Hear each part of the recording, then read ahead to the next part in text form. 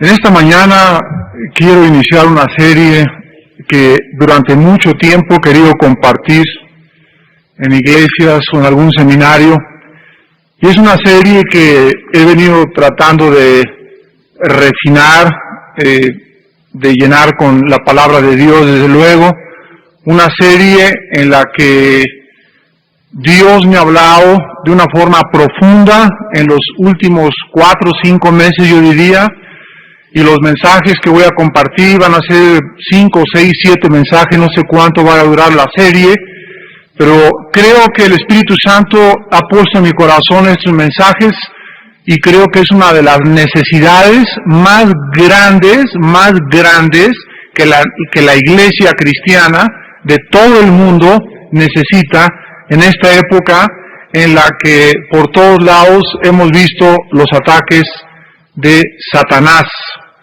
Esta serie se va a titular Sanidad Interior, la sanidad interior. Y cuando nosotros comenzamos a hablar de la sanidad interior, estamos nosotros inmediatamente y de una forma similar dando a entender que dentro de nosotros, dentro de nuestra mente, en nuestra alma, existen heridas. Existen heridas de carácter emocional, traumáticas, complejos, rencores, amarguras, producidas todas estas heridas dentro de nosotros por algo que en nuestro pasado sucedió. Todas estas heridas forman parte de un estorbo muy grande para la obra de Dios. Nosotros sabemos que no existe ninguna persona en esta iglesia, ni en ninguna iglesia, ni en el mundo entero, que no tenga algún problema con algún complejo, con algún trauma producido cuando era niño, cuando era joven, algún rencor contra el exmarido, contra el ex esposa, contra los padres. Pero en esta mañana todos nosotros somos el resultado de nuestras experiencias pasadas y de nuestros pensamientos pasados. En esta mañana tú te sientes como te sientes en este momento porque en el pasado algo afectó tu vida.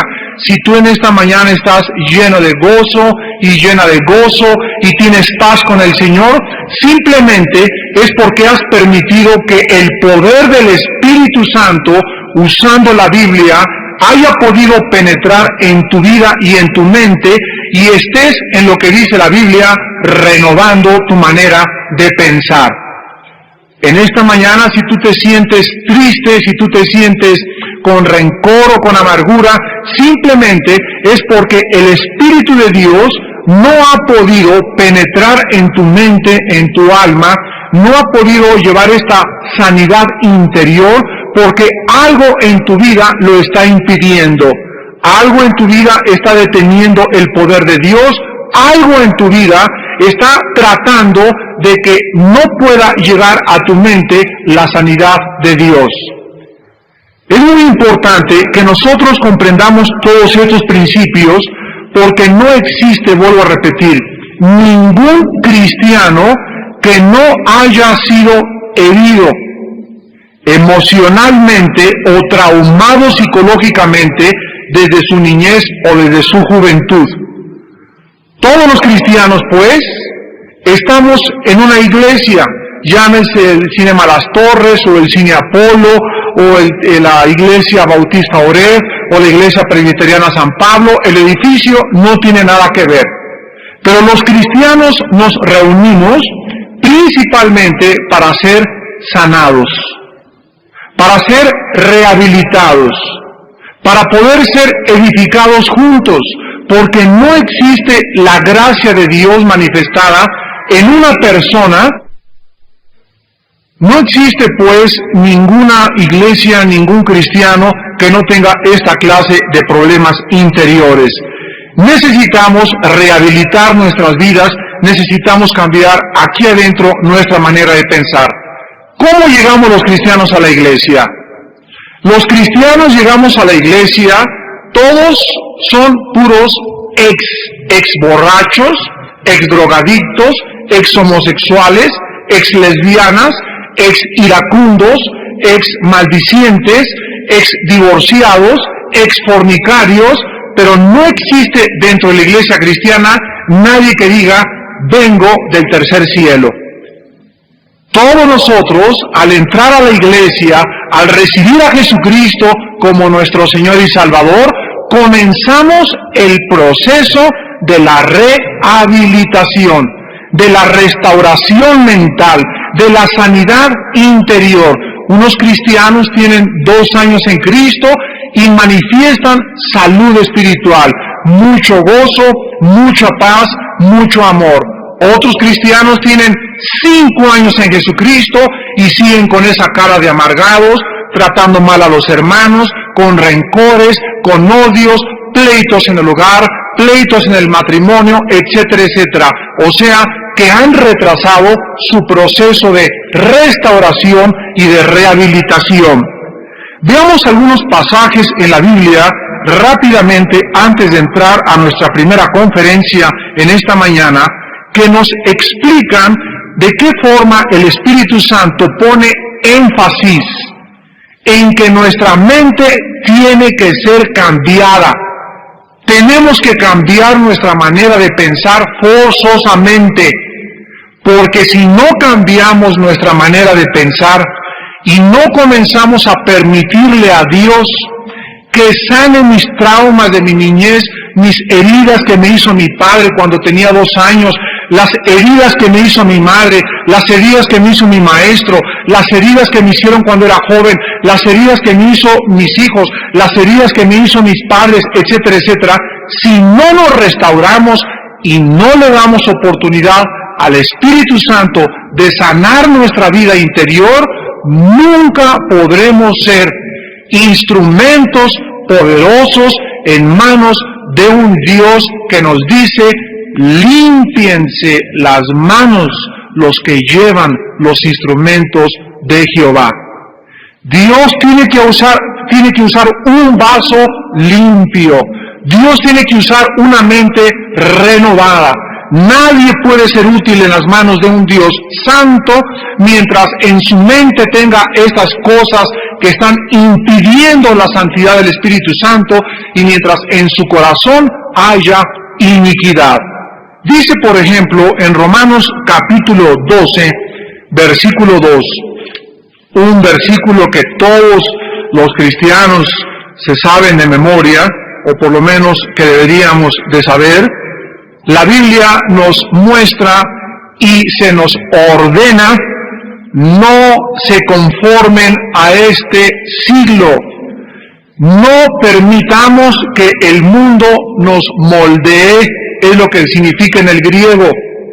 No obstaculicen el poder de Dios, porque si no, el mundo los va a meter en un molde. Vean ustedes aquí por un momento, el mundo tiene un molde, Dios tiene otro molde. Y o dejamos que Dios nos moldee, o permitimos que el mundo nos moldee.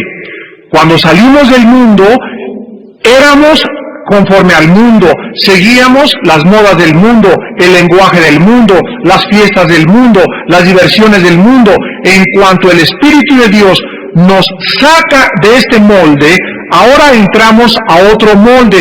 No hay nada de que soy como soy, o yo quiero hacer en mi vida lo que yo quiero, o dejamos que Dios nos moldee con el fuego de su Espíritu, o regresamos otra vez y permitimos la influencia en el mundo. Dice el apóstol Pablo: no os conforméis a este siglo, sino transformaos. La palabra aquí, transformaos, es la palabra griega metamorfosis. Metamorfosos en el griego, y significa un cambio total de estructura. La metamorfosis es exactamente lo que el gusano de seda lleva a cabo cuando se queda pegado en el árbol y queda ahí el cascarón y sale una mariposa. El cambio de la mariposa al gusano de seda es una metamorfeo, es un cambio de forma.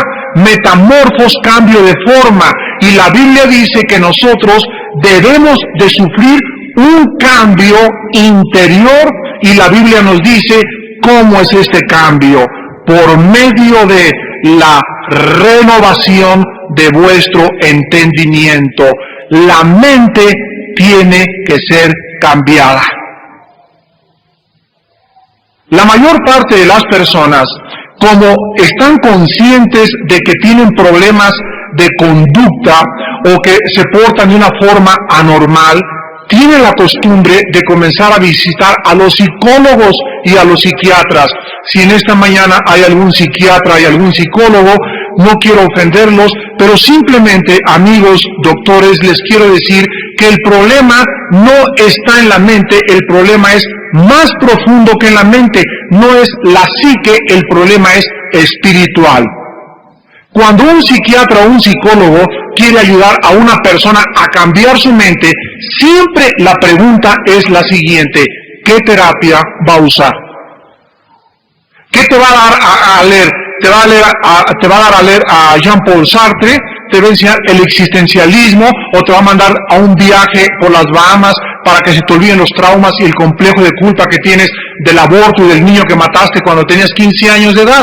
Cuando nos acercamos a las terapias psiquiatras o psicológicas, encontramos que no existe ningún psicólogo, ningún psiquiatra que nos pueda dar una terapia adecuada para cambiar nuestra mente, porque no tienen más que pastillas tranquilizantes.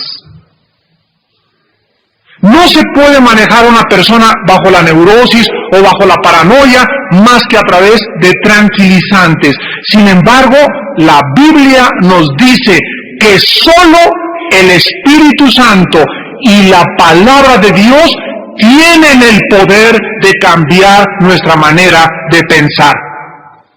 Si alguna persona está actuando de una forma anormal o fuera de lo normal, de acuerdo al parámetro de conducta humano, esa persona tiene un problema espiritual, no mental. Y el problema espiritual siempre lo encontraremos en el pecado.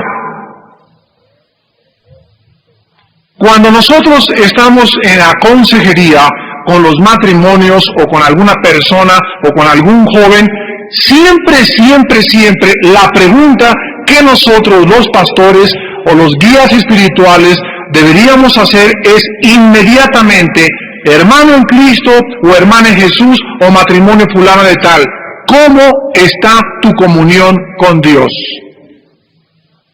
¿Cómo está tu comunión con Dios?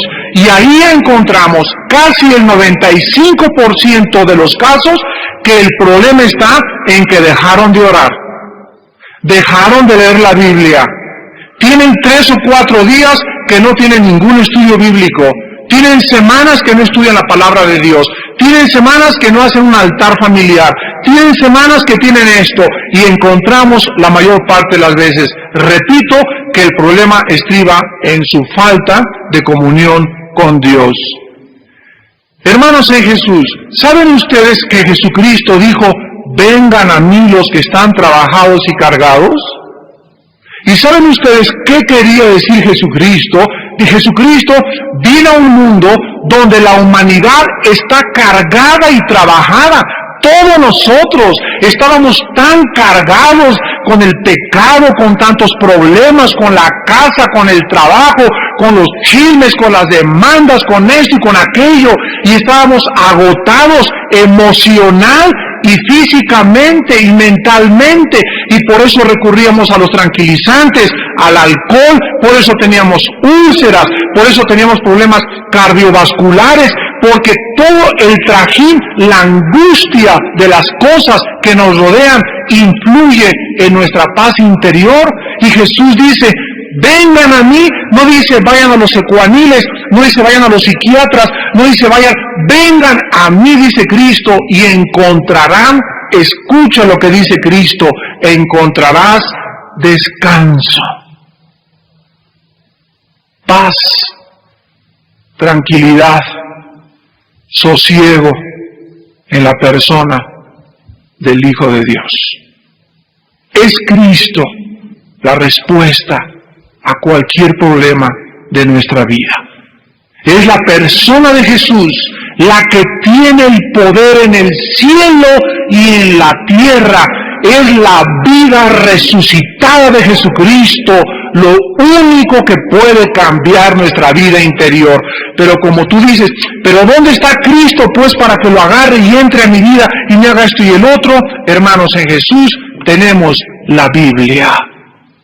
La Biblia es Cristo, Cristo es la Biblia. La palabra es el Hijo de Dios, la palabra es el Hijo de Dios hecho carne. Cuando tú abres la Biblia, te pones en contacto con Dios.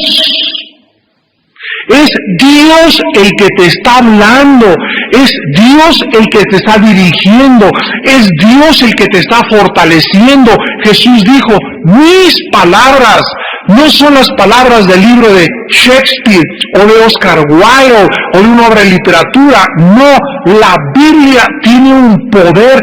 Este libro tiene un poder que no lo tiene ninguna otra obra literaria. Jesús dijo en Juan 6:63, mis palabras son espíritu y son vida.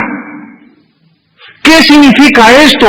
Que la Biblia es alimento, es medicina espiritual a nuestro espíritu. Y el espíritu solo puede ser afectado por la Biblia, por ninguna otra cosa más que por la Biblia. Y además dice Cristo, mis palabras son vida. La vida de Jesús es transmitida a tu vida. Cuando leo la Biblia, la vida de Dios, el Zoe, la vida divina, me limpia, me purifica, me transforma, me fortalece, me da dirección. Y cuando el cristiano descubre que esto es Dios y que hay un poder en estas páginas y que el Espíritu Santo está siempre usando estas letras, el cristiano comienza a ser renovado, cambiado, comienza a pensar diferente, comienza a tener poder, comienza a poder vencer el pecado, comienza a caminar en el Espíritu, comienza a parecerse al Hijo de Dios. Y vean cómo acaba Romanos 12:2. No os conforméis a este siglo, sino transformaos por medio de la renovación de vuestro entendimiento. Y aquí nos dice el Espíritu Santo la razón por la cual necesitamos la transformación de nuestra mente, por qué necesitamos la medicina de Dios, por qué necesitamos la sanidad interior. Y dice, para que comprueben, para que comprobéis cuál sea la buena voluntad de Dios, agradable y perfecta. ¿Por qué necesitamos cambiar nuestra manera de pensar?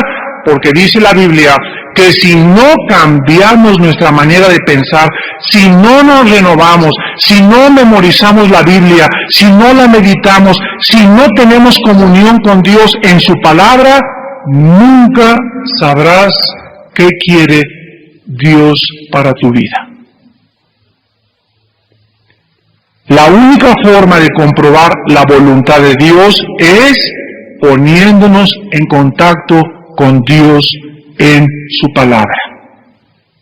Y la Biblia dice que la voluntad de Dios la define de tres formas. En primer lugar, es buena.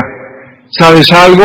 Que la voluntad de Dios es lo mejor para tu vida, aunque tú ahorita no lo pienses así.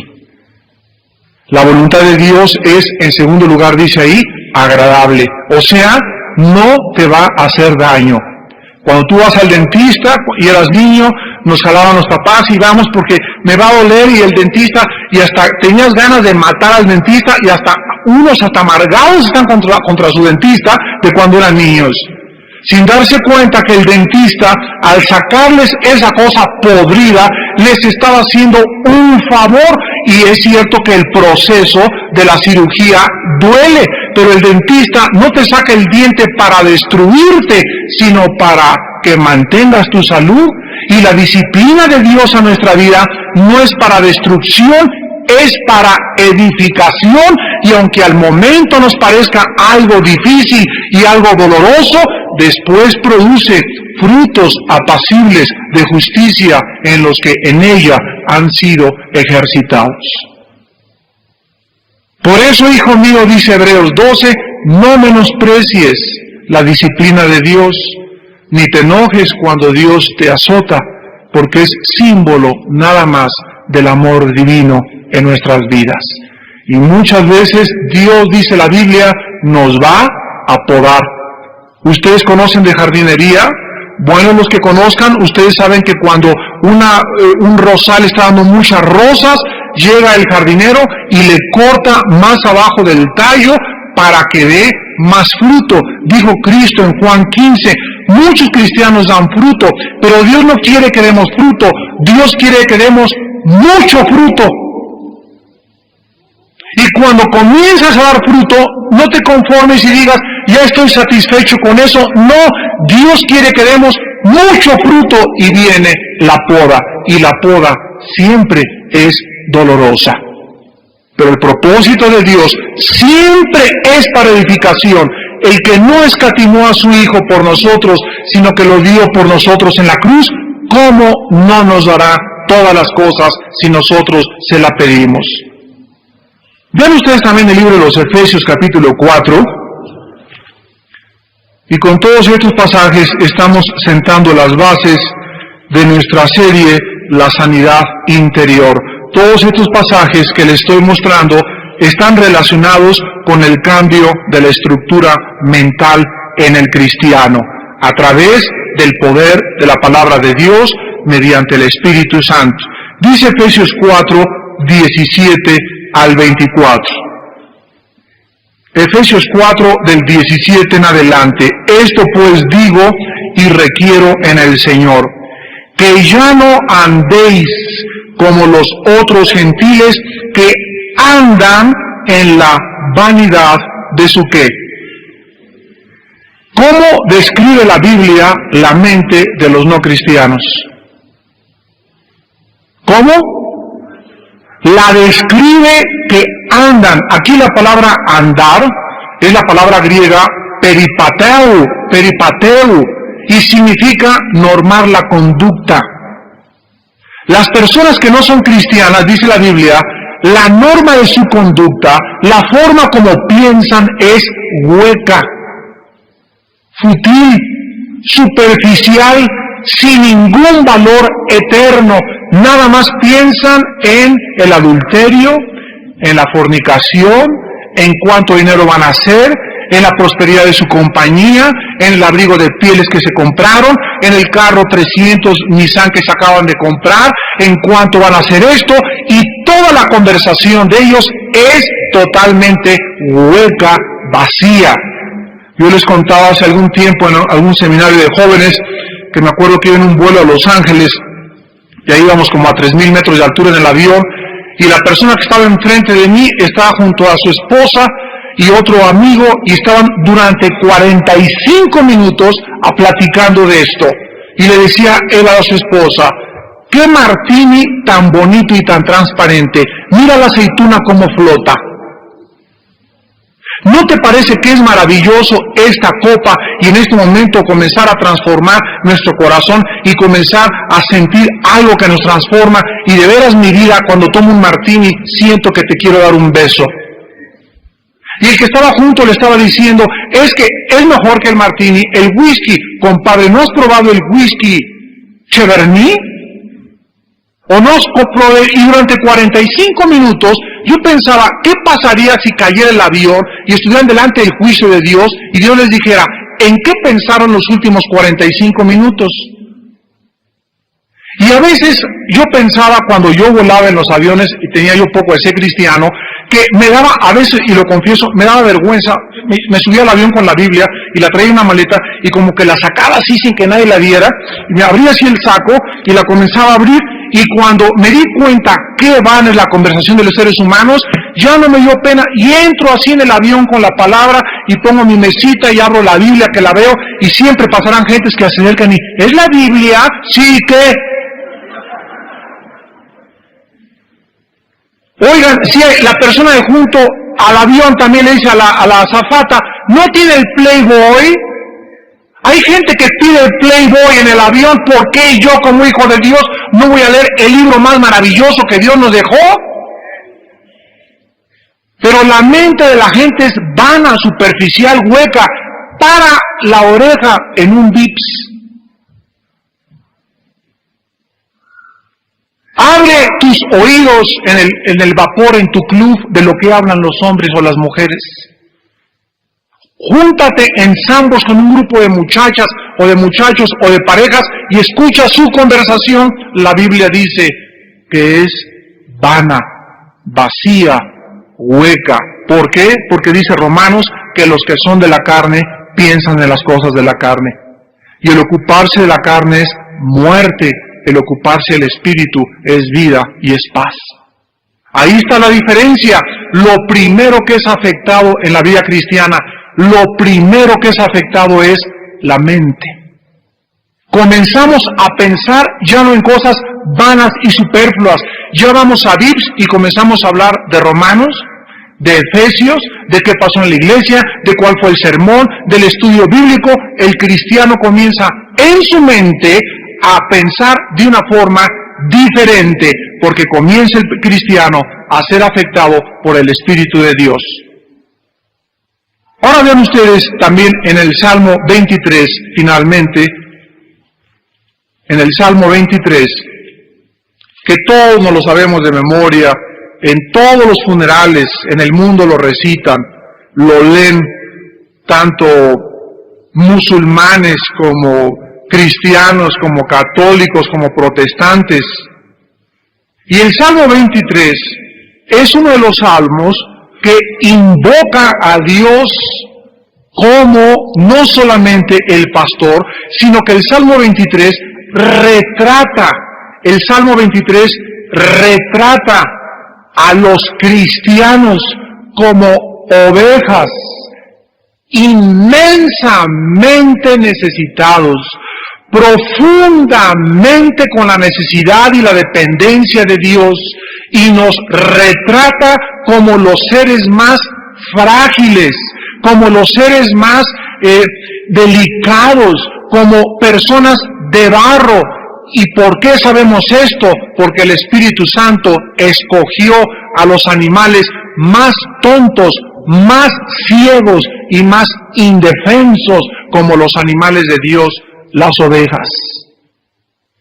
Nunca la Biblia dice, Jehová es mi pastor, nosotros somos sus gatos, o sus perritos, o sus cebras, o sus camellitos, o sus burritos, o sus asnitos.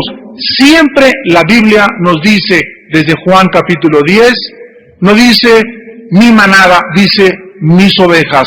La Biblia escogió a los borreguitos para compararnos a los cristianos. ¿Y por qué? Porque los borreguitos son semiciegos. Un borreguito no ve más de 1,5 metros para allá. Un borreguito lo agarras y lo metes a un barril así de frente, y en lugar de que se eche en reversa para atrás, comienza es tan indefenso que no se puede salir. Un borreguito se espina y no hay nadie. Los perros se lamen, se meten la pata en el lodo, los gatos se lamen y se curan. Los borregos son absolutamente indefensos.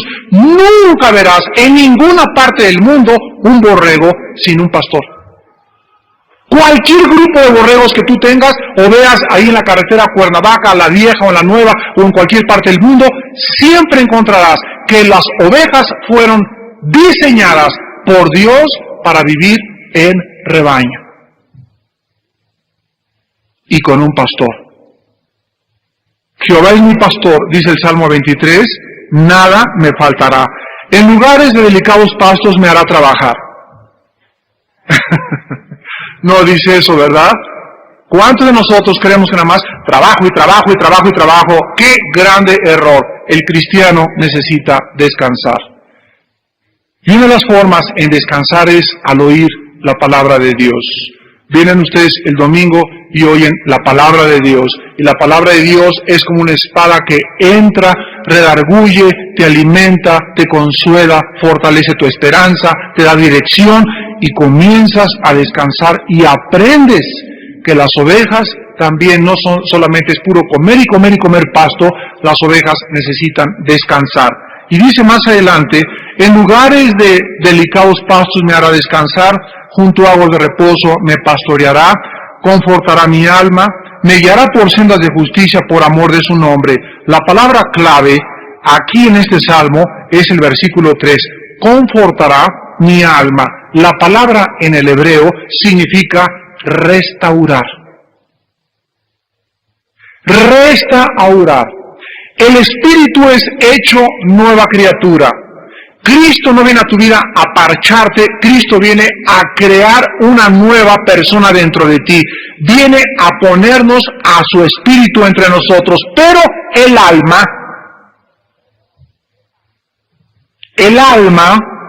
que es la mente, mis sentimientos, mis emociones, mi voluntad, el área de la mente, el área del alma, necesita ser restaurada. ¿Por qué? Porque cuando yo llegué a Cristo, yo me acuerdo cuando me convertí en 1973. Cuando yo llegué a Cristo en 1973, era una persona sumamente enojada y con mucha amargura en contra de todas aquellas personas que me habían hecho daño en mi vida pasada. Estaba traumado, tenía problemas, tenía de personalidad, etcétera, etcétera. Y a través del tiempo Dios ha ido transformándome poco a poco de una forma progresiva y paulatina. Y cada vez que hablo con mi esposa me dice, te falta esto y te falta el aquello. Y no es que ya lo haya alcanzado, pero proseguimos a la meta. Y esto es algo increíble porque te encuentras a personas que te dicen, oye, pero ese es fulano de tal, no es posible, es otra persona diferente. Es que si me encuentro una persona que me conocía y me dice que soy igual, pues ¿cuál vida cristiana? Lo extraordinario es que nos encontremos ex amigos y que me digan, tú no eres el mismo, gloria a Dios le digo, gracias por haberlo reconocido, porque entonces creo que de veras el poder de Dios me está transformando. Hermanos en Jesucristo, en esta mañana vamos a comenzar con las heridas que Satanás produce en la mente.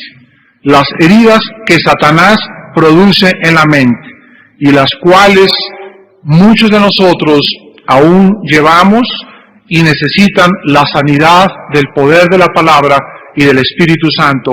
Veamos en primer lugar en el libro del Génesis, capítulo 3. Génesis capítulo 3, versículo 15. ¿De qué forma se profetiza desde el principio de la palabra de Dios que Satanás hiere? Satanás hiere, destruye, roba. La mayor parte de los problemas mentales, vuelvo a repetir, la mayor parte, hay problemas mentales debidos a una fisura, una caída de una persona que se caiga de un tercer piso, un tumor cerebral, y nosotros tenemos la obligación como cristianos y consejeros de poder discernir, de poder evaluar el daño ocasionado en la mente de esa persona. Porque si creemos que son demonios y necesita la persona a un neurólogo, lo vamos a empeorar, ¿verdad? Pero si lo mandamos al neurólogo cuando necesita liberación, entonces hemos fracasado como ministros de Jesucristo. Entonces, qué grande responsabilidad tenemos de poder evaluar y discernir los daños, las heridas causadas en la mente, ya sea por problemas físicos reales, cuando la mayor parte de las veces, vuelvo a repetir, la mayor parte de las veces la mente ha sido herida por Satanás. Dice en Génesis 3:15 la primera profecía del Mesías, y el Espíritu Santo nos habla y nos muestra que en esta profecía Satanás tendría un solo objetivo, tendría una sola meta, una sola comisión, y dice así: y pondré enemistad entre ti y la mujer. O sea, va a haber una enemistad constante entre Satanás y la mujer, o sea, la descendencia de la mujer, la descendencia de Satanás. Quiero que vean que por toda la Biblia corren dos líneas. Por toda la Biblia corren dos líneas. La descendencia de la mujer. ¿Quién creen ustedes que es la descendencia de la mujer? El Mesías.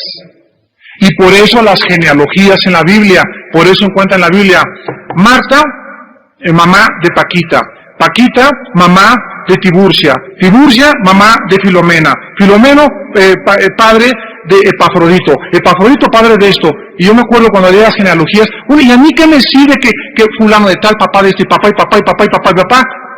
Para que nosotros sepamos que la Biblia es el único libro en el mundo que puede trazar la genealogía de un hombre desde hace más de 6,000 años.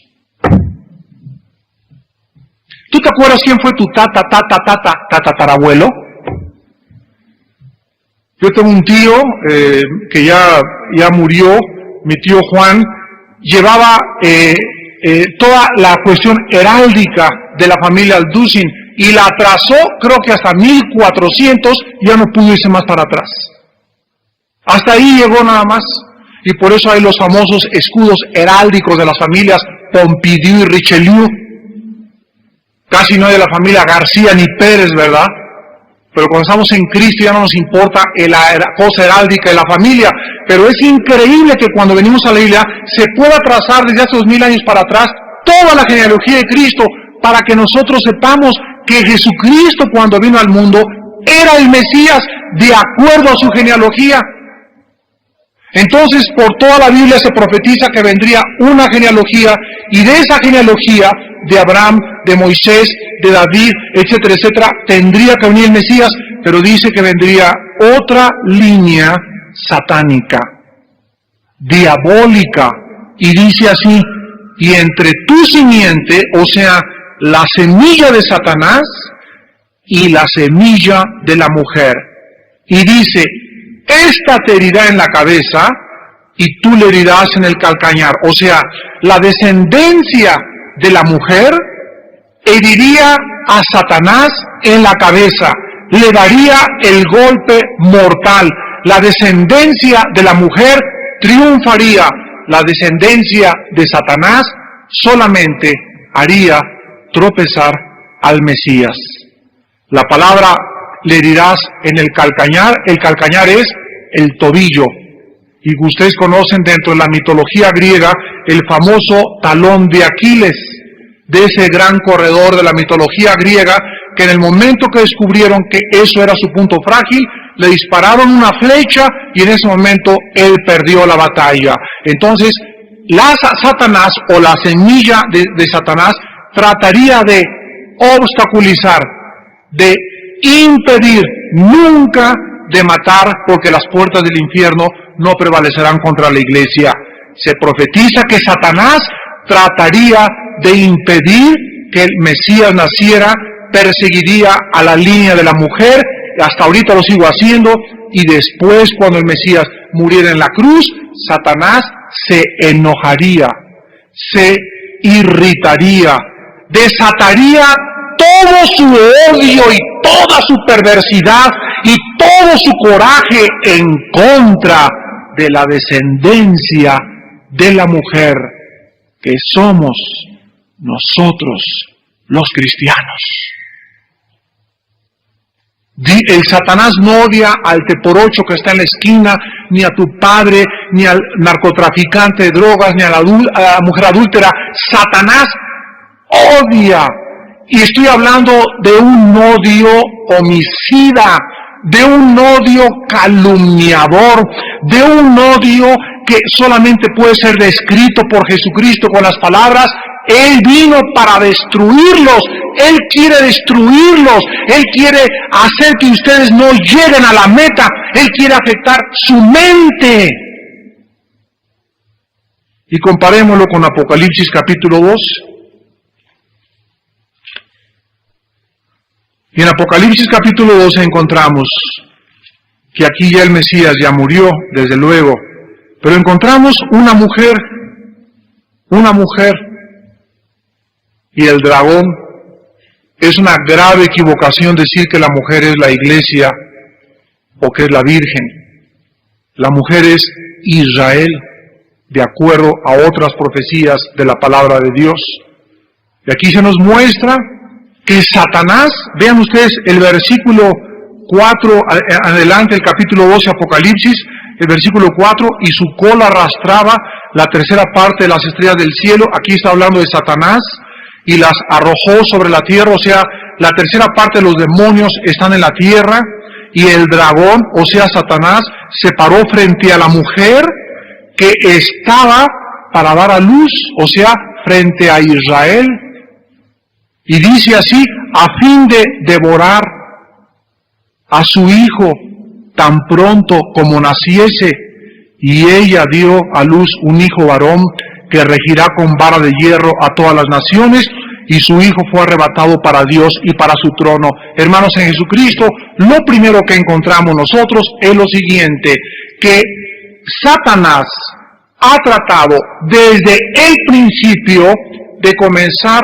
a desatar su ira, su venganza, sus celos, su rencor, su amargura contra el Mesías Jesucristo. Y Satanás trató constantemente de herir a Cristo.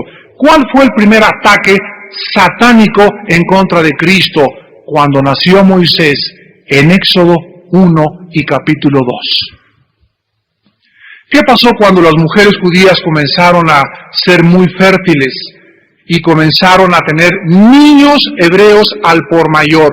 Llegó un momento que el faraón, al fallarle la estrategia de ponerles cargas en demasía en los hombros del pueblo, el faraón dijo, voy a cambiar mi plan, y mandó matar a todos los niños menores de 2 años. A través de esta matanza, vean ustedes lo siguiente, abran los oídos, hermanos, la mayor parte del plan de Dios siempre lleva víctimas.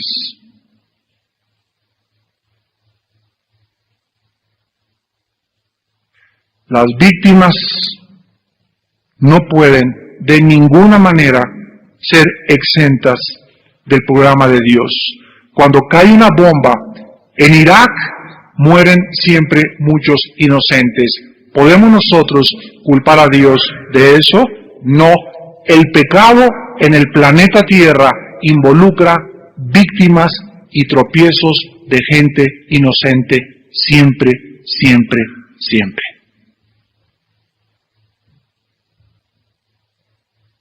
Miles de mujeres perdieron a sus hijos, pero el niño que venía de la línea de Génesis 3:15, el niño que vendría a libertar a su pueblo, el niño que traía en su sangre la simiente del Mesías, fue preservado por la fe de sus padres cuando metieron a Moisés en una canastilla de junco, lo echaron al río Nilo, e increíblemente en la providencia y soberanía de Dios, el junquito llega a las manos de la hija de Faraón, el Moisés al que el Faraón estaba persiguiendo.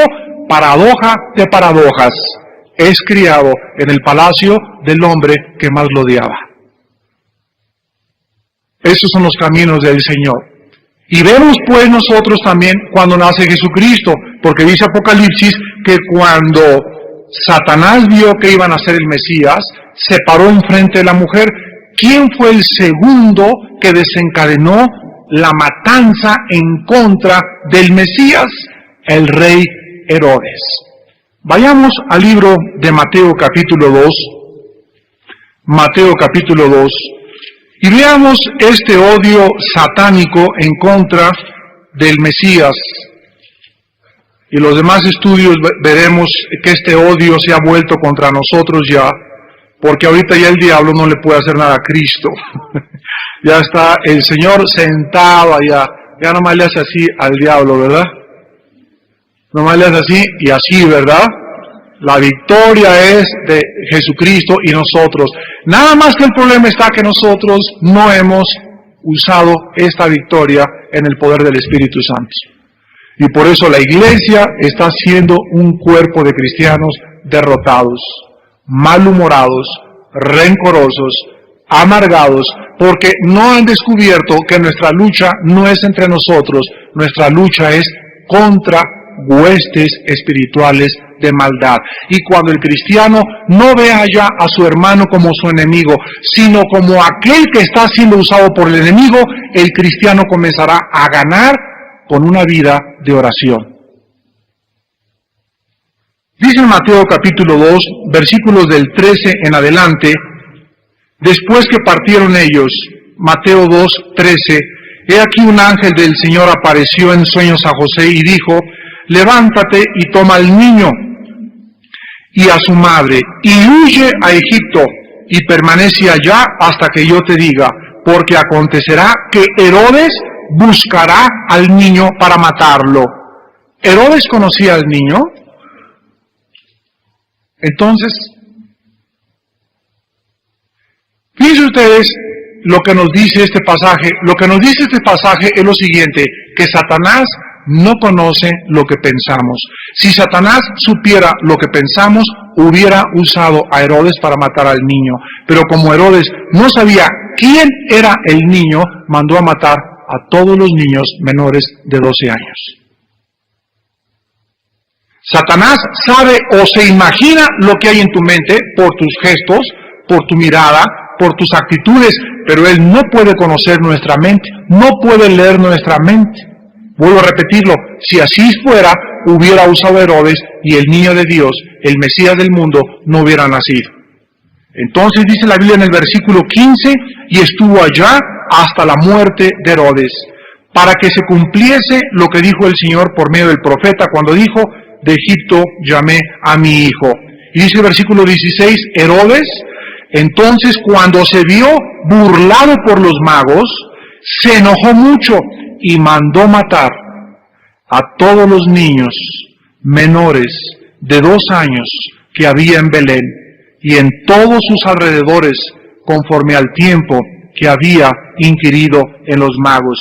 Hermanos, en Jesús, el nacimiento de Jesucristo le costó la vida a cientos de niños inocentes. Niños que están ahorita en la presencia de Dios. Más que la vida de los niños, le costó el sufrimiento de una madre ver arrebatado a su hijo. Y así vemos pues de qué forma se cumple Génesis 3:15. Esta te herirá en el calcañar. La persecución contra el Mesías y el nacimiento del Mesías fue toda la Biblia hasta que llegamos al nacimiento de Jesucristo. Ahora vean ustedes en el libro de Isaías de qué forma el profeta nos describe al Mesías. Porque si alguien tendría razón para estar traumado, rencoroso, amargado, y si alguien hubiera, a través de tanta presión, de tanta persecución, de tanta traición, hubiera podido desalentarse, fue el Hijo de Dios. Pero vean ustedes lo que el profeta nos dice y de qué forma nos describe al Hijo de Dios. Dice Isaías del 3 al 5, capítulo 53. Despreciado, vuelvo a repetir, despreciado. Nada más, no. El Espíritu Santo, escuchen los verbos que comienza a usar. Despreciado y desechado entre los hombres. Varón de dolores, experimentado en quebranto. Vean hasta ahorita cuántas palabras llevamos.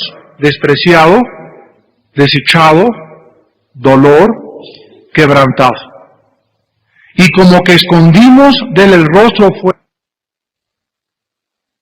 y viene más, por azotado.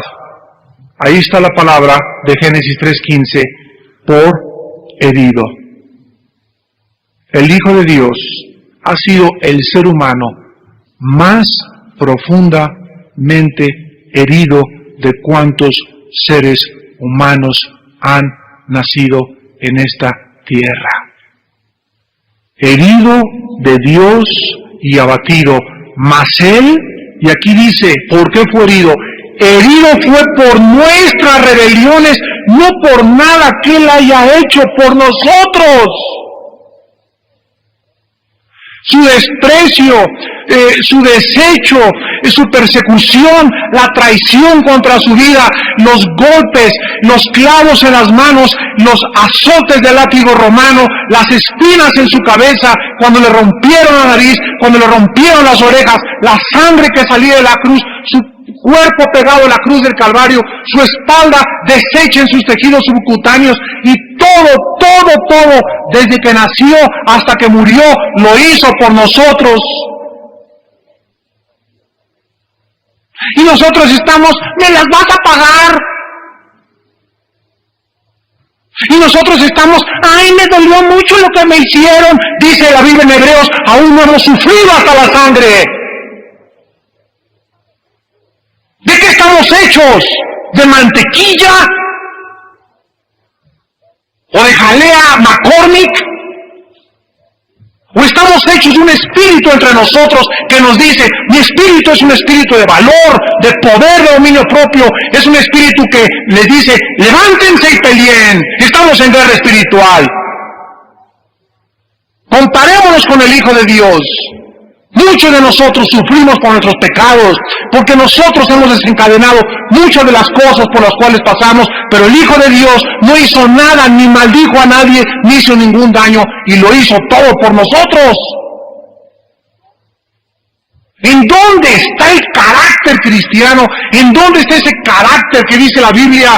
Porque todo lo tengo por basura y de ninguna cosa hago caso con tal que acabe mi carrera. El cristiano ahorita antes que venga Cristo, el cristiano necesita ser un hombre de hierro espiritualmente. Se necesitan líderes que soporten las presiones, se necesitan líderes que no pierdan la visión, se necesitan líderes santos.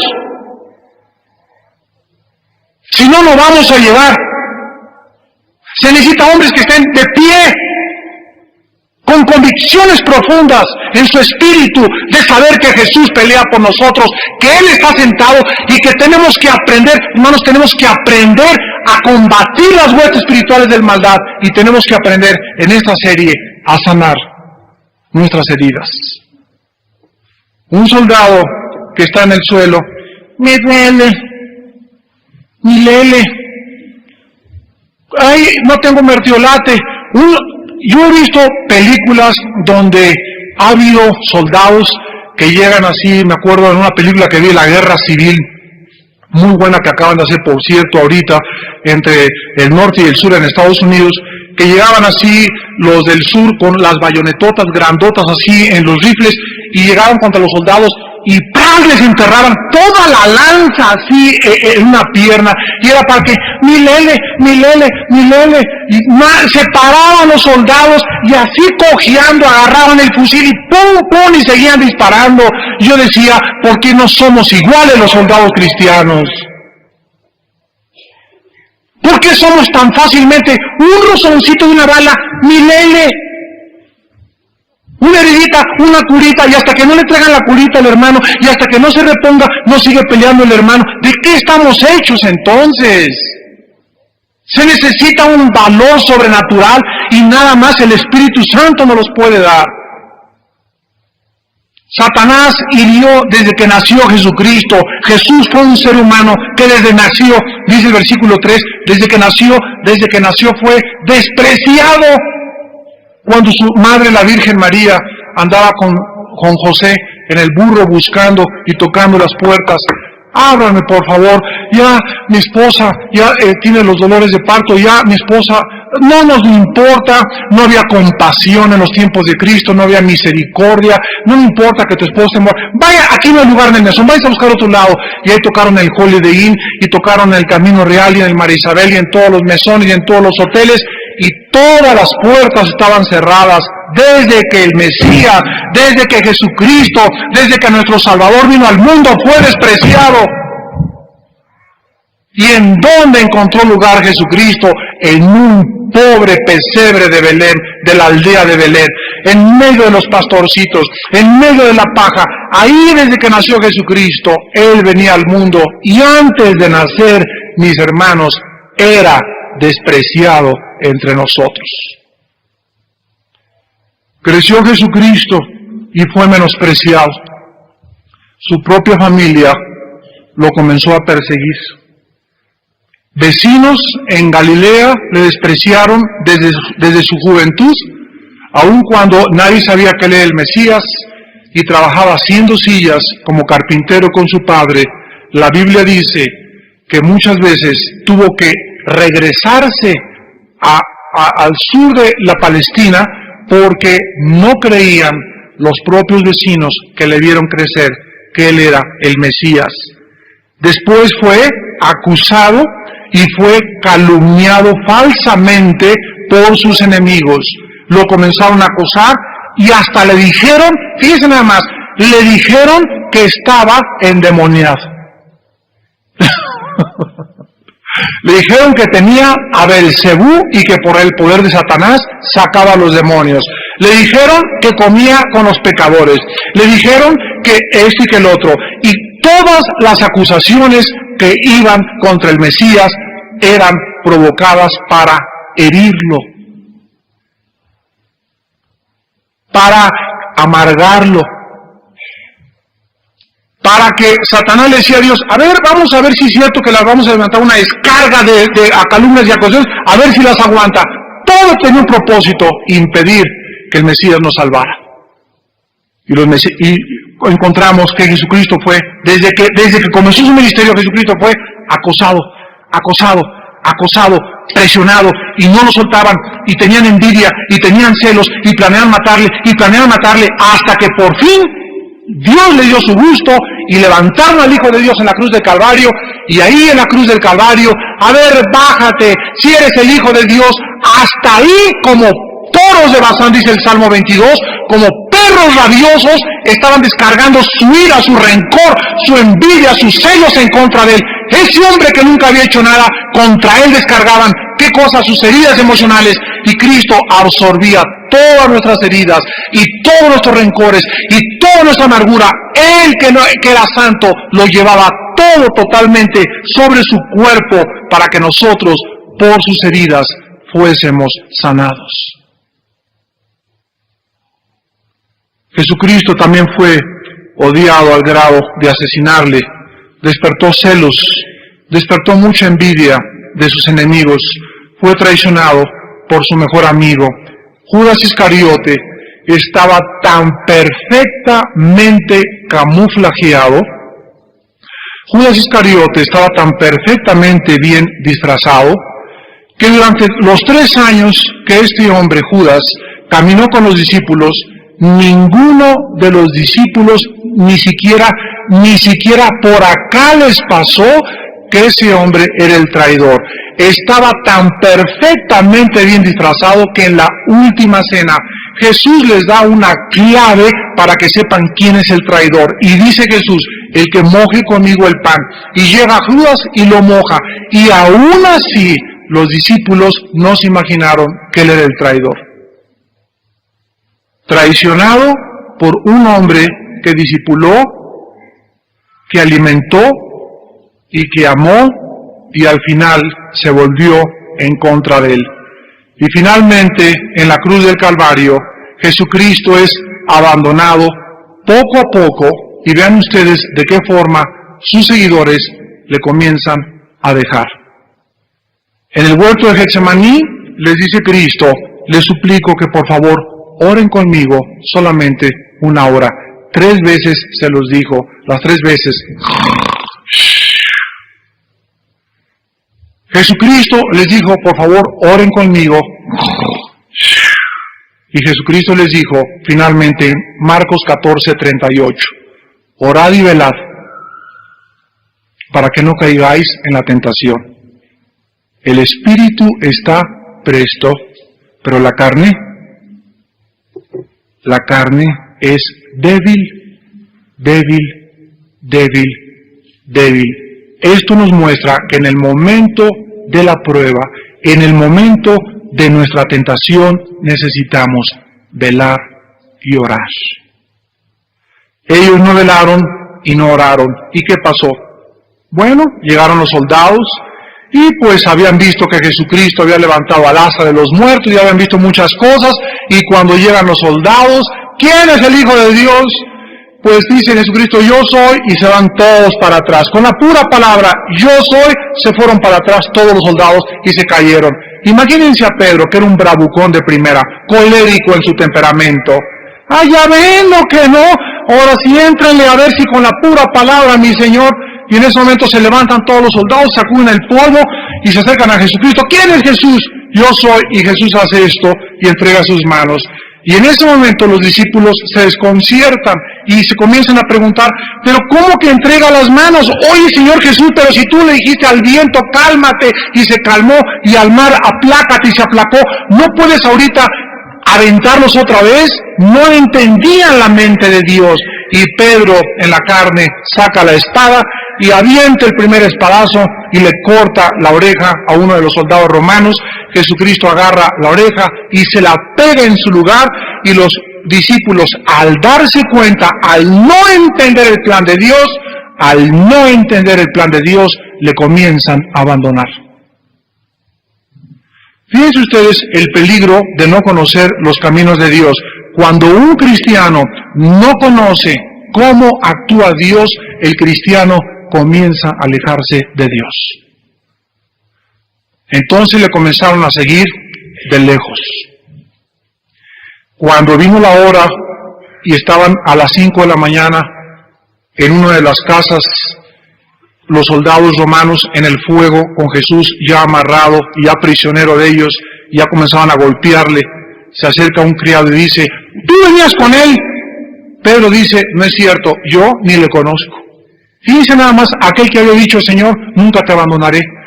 Total que cuando Jesús se acerca más y más a la cruz, más y más se van sus seguidores. Finalmente, en la cruz del Calvario, todos le abandonan. Y por último, ya en la agonía y en la proximidad de entregar su espíritu, en ese momento, llega el momento más dramático de toda la humanidad, de todo el universo. Llega el momento cumbre de la obra de Dios. Llega el momento en que por algunos segundos el Padre tenía que poner sobre el Hijo todos mis celos, mis amarguras, mis fornicaciones, mis adulterios, mis mentiras, mis engaños, y tus mentiras y tus fornicaciones. Y en un momento dramático el Hijo de Dios llevaría todos nuestros pecados en la cruz del Calvario, y en ese momento el Padre tendría que abandonarlo. Y Jesús grita en el Salmo 22, Dios mío, ¿por qué me has abandonado? Escuchen esto, despreciado y desechado, abandonado por sus vecinos, abandonado por sus seguidores, traicionado por sus propios hermanos, su madre no creía en él tampoco, abandonado en la cruz, vituperado por todos, y por si fuera poco, en la cruz del Calvario, el Padre, el único que podía sostenerlo, el único que lo amaba, el Padre también le abandona. No hay soledad más profunda y más dramática que aquella que Jesús llevó en la cruz. Y todo lo hizo por ti y por mí. Satanás lo quiso herir. Sin embargo, la Biblia nos muestra que la victoria de la cruz fue la derrota de Satanás. Porque Satanás no conoce los caminos de Dios. Porque mis caminos, dice el Señor, no son vuestros caminos, ni mis pensamientos vuestros pensamientos. Y de la misma forma que Dios actuó con el Hijo, es la misma forma como actúa con todos nosotros. Si nosotros no entendemos que la santificación es el crecer en humildad y en mansedumbre y acostumbrarnos a sufrir por Cristo, ninguno de nosotros va a crecer en la santidad. La única forma en que se manifieste el poder de Dios en nuestra vida es aprendiendo a morir a aquello que la carne quiere defender. Y cuando comprendamos esto, comenzará un perfume nuevo a manifestarse a través de nuestra vida. ¿Por qué? Porque estamos siendo sanados de nuestras heridas emocionales. Es importante, pues, en esta mañana, para acabar, que nosotros recordemos que así como Jesús fue herido, ahora nosotros los que le seguimos a Él, somos el blanco del ataque de Satanás. Y Satanás hiere con dos armas principales a todos los seguidores de Cristo. No es tan importante las divisiones entre nosotros. No es tan importante las heridas de la guerra espiritual. ¿Saben ustedes cuál es la herida más peligrosa de todas las heridas de un cristiano? El rencor y la amargura. Cuidémonos y asegurémonos en esta mañana de que no hemos sido heridos en esta área. Y si te sientes herido en esta área de la amargura y sientes que en tu vida hay algo contra alguien, ¿sabes una cosa? Levanta tus ojos al cielo. Quita los ojos de tu hermano, de tu esposo, de tu comadre, de tu hermano en Cristo. Ponlos en esta mañana en Jesús y dile al Señor: Señor, tú eres Rey. Señor, tú eres soberano. Señor, todas las cosas están bajo tu control.